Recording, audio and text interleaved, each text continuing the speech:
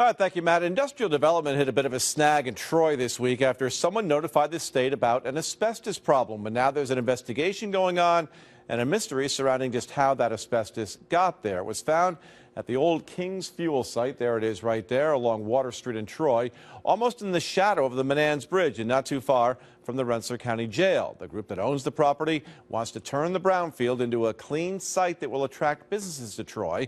That plan includes taking down about a dozen buildings. There are 2 more to go, but as Craig Smith reports, someone has slowed down the progress by creating an asbestos exposure.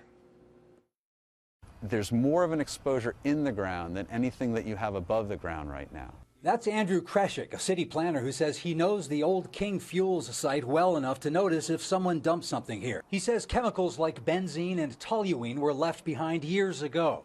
He and the local development corporation are preparing the site for National Grid to begin a $30 million cleanup with an eye toward future development.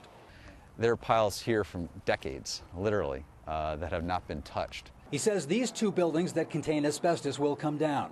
He says 2 others already have, plus 2 more that contained no asbestos. Some of the recent debris is still piled up.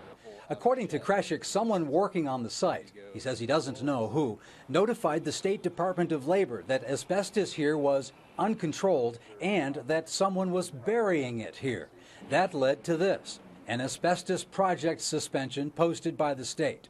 Kreshik says this is what's holding up the project, this pipe that was insulated with asbestos and then wrapped with tar paper.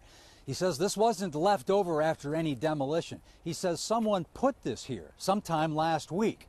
So far, no answers from the state regarding this, nor any other part of its investigation. I have it in my home wrapped around all of the pipes in the basement. Dr. David Carpenter says burying asbestos would pose a threat only to the person doing the burying. He says that worker would want to avoid inhaling asbestos. If it's buried, it's not going to get in your lungs. Asbestos is not water soluble. It's not going to migrate into groundwater. This is a site that has a lot of potential. It's the last area in the city where we can encourage and solicit heavy industrial companies to come in. Kreshik says the hope is to get working on those last 2 buildings even as the state investigates the pipe and some tar-coated bricks that were being used as fill. Craig Smith, CBS 6 News. Craig did not hear back from the Department of Labor. A spokesman for DEC said that agency is investigating with Labor and with the Federal Environmental Protection Agency and that they won't be commenting. No word from Casal Excavating yet. That's the firm that is doing the demolition work.